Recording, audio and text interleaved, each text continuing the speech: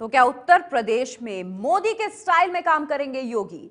ये सवाल इसलिए क्योंकि कल शपथ ग्रहण के बाद विभाग के बंटवारे से पहले योगी ने सभी मंत्रियों से उनकी संपत्ति का ब्यौरा मांग लिया।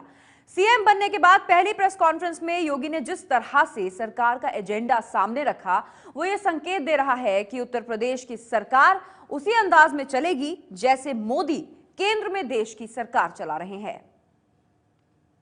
मैं आदित्यनाथ योगी ईश्वर की शपथ लेता हूं कि यह सरकार बगैर किसी भेदभाव के समाज के सभी वर्गों के लिए समान रूप से कार्य करेगी। यूपी में योगी राज शुरू हो गया। अब सबके मन में सवाल है कि योगी राज होगा कैसा? यूपी में योगी किस अंदाज में सरकार चलाएंगे? इन सवालों के जवाब के लिए तो वक्त बीतने का इंतजार करना होगा, लेकिन जो जानकारी सामने आ रही है उससे ये संकेत मिल रहे हैं कि योगी की सरकार में पीएम मोदी का अंदाज दिख सकता है। ये बात हम इसलिए कह रहे हैं क्योंकि शपथ ग्रहण समारोह के बाद जब पहली बार योगी ने मंत्रिमंडल के सहयोगियों से मुलाकात की तो ठीक पीएम मोदी की तरह 15 दिन के भीतर उनकी संपत्ति का ब्यौरा मांग लिया। जितने भी हमारे मंत्रिपरिषद के सदस्य हैं, उन सभी सदस्यों से आग्रह किया गया है कि अपनी आय, आपकी इनकम और चल अचल संपत्ति का पूरा ब्यौरा 15 दिन के अंदर संगठन को भी देना है और मुख्यमंत्री जी के सचिव को भी देना है। संकेत साफ हैं कि मोदी की तरह योगी भी अपनी सरकार की साफ सुथरी छवि से कोई समझौता नहीं करना चाहते हैं। सीएम बनने के बाद पहली बार जब मीडिया के सामने आए तो भ्रष्टाचार पर वार के साफ संकेत दे दिए। हिंदुस्तान के हर कोने से भ्रष्टाचार जाना चाहिए कि नहीं जाना चाहिए? भाइयों बहनों, मैंने बिड़ा उठाया है और मेरा तो मंत्र है, न खाऊंगा न खाने दूंगा। यहां सत्ता पर काबिज रही सरकारों ने भ्रष्टाचार और परिवारवाद के साथ साथ कानून व्यवस्था की बदहाल स्थिति से यहां की जनता को भारी नुकसान पहुंचाया है। इसलिए हमारी सरकार आम जनता के कल्याण के लिए और उनके उत्थान के लिए अविलंब प्रभावी कार्रवाई शुरू करेगी। योगी ने भी वही मंत्र दोहराया जो पीएम मोदी बार बार कहते हैं, सबका साथ सबका विकास। न भेदभाव, न ऊंच नीच, सबका साथ सबका विकास। केंद्र में भारतीय जनता पार्टी की सरकार ने विकास और सुशासन के माध्यम से सबका साथ और सबका विकास का जो संकल्प लिया है उसका पूरी तरह अनुसरण करते हुए प्रदेश सरकार राज्य की जनता की सेवा करेगी।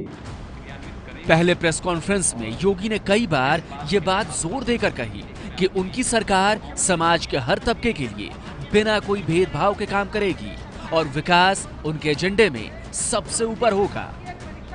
किसी तरह का कोई विवाद ना हो इसलिए योगी ने श्रीकांत शर्मा और सिद्धार्थनाथ सिंह को सरकार का प्रवक्ता बना दिया है और साफ कर दिया है कि कोई भी मंत्री अनाप शनाप बयानबाजी ना करे। मुख्यमंत्री जी की तरफ से यह भी आग्रह किया गया है कि अनावश्यक रूप से सभी सम्मानित मंत्रिपरिषद के सदस्य किसी भी इशू पर टिप्पणी करने से बचें, जिससे कि किसी की भावनाओं को कहीं कोई आहत ना हो। ये विशेष बात माननीय मुख्यमंत्री जी ने इस बैठक में कही। योगी आदित्यनाथ के काम करने के स्टाइल को लेकर तरह तरह के कयास लग रहे हैं, लेकिन अभी तक जो सामने आया है उसे देखकर ऐसा लग रहा है कि उनकी सरकार में भी मोदी नीति की छाप दिख सकती है। लखनऊ से पंकज झा की रिपोर्ट। मुख्यमंत्री बनने के बाद आदित्यनाथ योगी मीडिया के सामने आए और उन्होंने सरकार का एजेंडा सामने रखा। सुनिए योगी के एजेंडे में क्या क्या है। हम प्रदेश की जनता को पूरी तरह आश्वस्त करना चाहते हैं। राज्य सरकार उत्तर प्रदेश को विकास और खुशहाली के रास्ते पर तेजी से आगे बढ़ाने के लिए जो भी प्रभावी कदम उठाने की आवश्यकता पड़ेगी, उसमें कहीं भी कोई कोर कसर नहीं छोड़ेगी। भोजन, आवास, सड़क, पेयजल, शौचालय जैसी बुनियादी आवश्यकताओं की पूर्ति के साथ साथ उत्तर प्रदेश की कानून व्यवस्था चाक चौबंद रखने के लिए सरकार निरंतर पूरी सजग तरीके से कार्य करेगी। हमारे प्रदेश की आबादी का एक बड़ा हिस्सा ग्रामीण इलाकों में रहता है। अपनी आजीविका के लिए उन्हें खेती पर निर्भर रहना पड़ता है। इसे ध्यान में रखते हुए राज्य सरकार यह सुनिश्चित करेगी कि कृषि ही प्रदेश के विकास का आधार बने। कृषि, किसान तथा खेतीहर मजदूर, इन तीनों के विकास के लिए हर स्तर पर प्रयास किए जाएंगे। प्रदेश सरकार महिलाओं के सशक्तिकरण, उन्हें समान अवसर देने के लिए हर संभव प्रयास करेगी। महिलाओं की सुरक्षा, सशक्तिकरण और सम्मान के लिए कोई कोर कसर बाकी नहीं रखेगी। सरकारी नौकरियों की भर्ती प्रक्रिया को भ्रष्टाचार विहीन एवं पारदर्शी बनाया जाएगा। निवेश को बढ़ावा देते हुए राज्य का संतुलित औद्योगिक विकास भी किया जाएगा। इसके माध्यम से जहां एक ओर प्रदेश को आर्थिक विकास होगा, वहीं दूसरी ओर हमारे नौजवानों को राज्य में ही रोजगार के अवसर प्राप्त हो। तो सुना आपने आदित्यनाथ योगी के एजेंडे में क्या क्या है मुख्यमंत्री बनने के बाद। इसके अलावा मुख्यमंत्री बनने के बाद आदित्यनाथ योगी अभी मुख्यमंत्री आवास में नहीं रह रहे हैं। आज पूजा की जाएगी, उसके बाद ही वो मुख्यमंत्री आवास में जाएंगे। पूजा करने के लिए पुजारियों की एक टीम गोरखपुर से लखनऊ पहुंच रही है।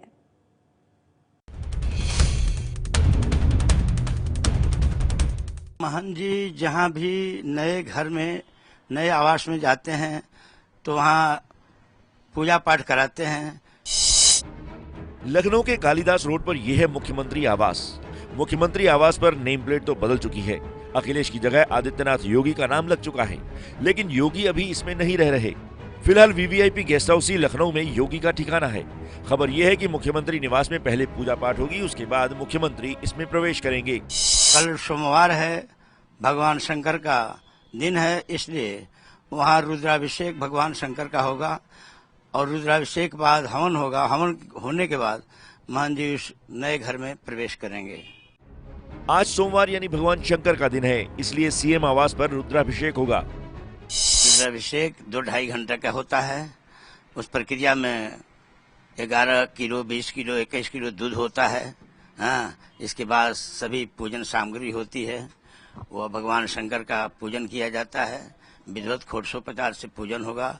पूजन होने के बाद रुद्राभिषेक का कार्यक्रम होगा, 2-2.5 घंटा चलेगा। इसके बाद हवन किया जाएगा। यह हवन करना मंगल कारक है। भगवान शंकर का अभिषेक करना मंगल कारक है। पूजा पाठ आदित्यनाथ योगी के जीवन का अहम हिस्सा है। गोरखपुर के मठ में भी उनके दिन की शुरुआत पूजा पाठ से ही होती थी।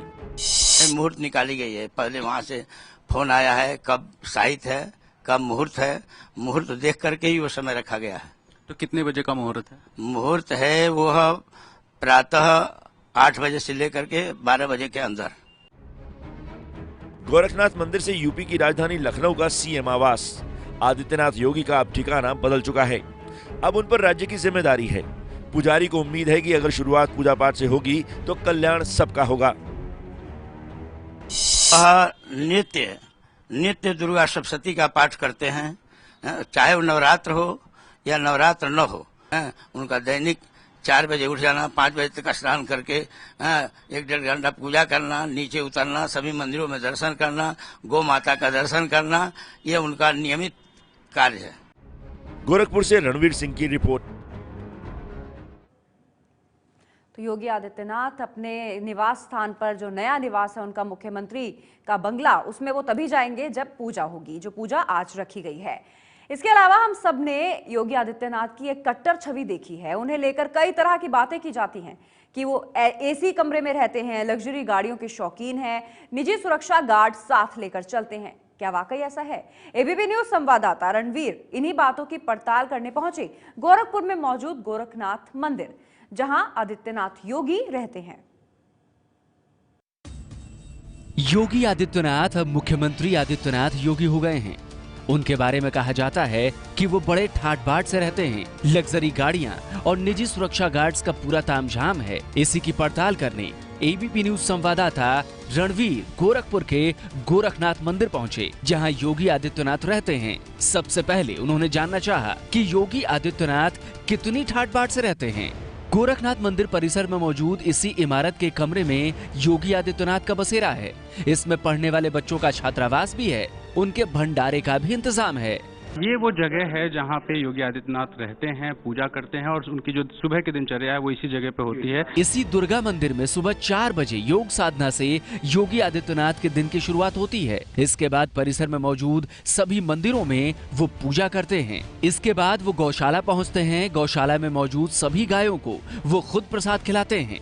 गौ सेवा करने के बाद जो विशेष खिला, उसके बाद वो पूरा तालाब घूमते हैं और तालाब घूमने के बाद उसके बाद फिर आते हैं ऊपर और जलपान करके तब फिर नीचे बैठते हैं। नीचे आकर योगी आदित्यनाथ इसी जगह पर जनता दरबार लगाते हैं। इसी कुर्सी पर बैठकर आए हुए लोगों की फरियाद सुनते हैं और उन्हें दूर करने के लिए जरूरी कदम उठाते हैं। आने वाले आते हैं और उनका ये जो क्लर्कियल स्टाफ है वो यहाँ पे एक एक लोगों की सुनवाई करता है। जिसके लिए चिट्ठी लिखनी होती है वो टाइपराइटर पे चिट्ठी लिखते हैं, जिसके लिए फोन करना होता है उनके लिए फोन करते हैं। क्या योगी आदित्यनाथ एसी वाले कमरे में रहते हैं? ये जानने के लिए हम पहुंचे उस कमरे के पास जिसमें योगी आदित्यनाथ रहते हैं। हमने कमरे का मुआयना किया, लेकिन वहाँ कोई एसी नहीं लगा था। यही नहीं, पूरी इमारत में कहीं भी एसी नहीं था। ये योगी आदित्यनाथ का शयन कक्ष है जो कि फिलहाल बंद है, वो लखनऊ में है इस वजह से। और ये वो जगह है, फर्स्ट फ्लोर मंदिर के ठीक बगल का हिस्सा, जहाँ योगी आदित्यनाथ रहते हैं। यहाँ उनका एक मंदिर है जिस मंदिर में वो रोज सुबह पूजा करते हैं। साफ था योगी आदित्यनाथ के एसी वाले कमरे में रहने की बात झूठी निकली। इसके बाद हम पहुंचे वहां जहां वो खाना खाते हैं। कि ये वो जगह है जहां योगी आदित्यनाथ खाना खाते हैं और यहाँ पे कोई भी विशिष्ट अतिथि आ जाए, कोई भी बड़े से बड़ा, उसका भी भोजन यहीं जमीन पर बैठ के होता है। क्या योगी आदित्यनाथ लग्जरी गाड़ियों के शौकीन हैं? योगी आदित्यनाथ के पास एक फॉर्च्यूनर कार है जिसका जिक्र उन्होंने लोकसभा चुनाव में दिए अपने हलफनामे में किया था। इसी गाड़ी से वो लखनऊ सीएम पद की शपथ लेने भी आए। इसके अलावा उनके पास कोई गाड़ी नहीं है। क्या योगी आदित्यनाथ निजी सुरक्षा गार्ड्स लेकर चलते हैं? योगी आदित्यनाथ को पहले ही वायु श्रेणी की सुरक्षा मिली हुई है।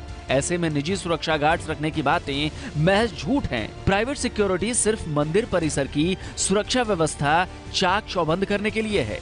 यानी कुल मिलाकर योगी आदित्यनाथ बेहद सादे तरीके से रहते हैं। शायद इसीलिए उनके साथ यहाँ रहने वाले लोग कह रहे हैं कि यूपी में एक नए सूरज का उदय हुआ है।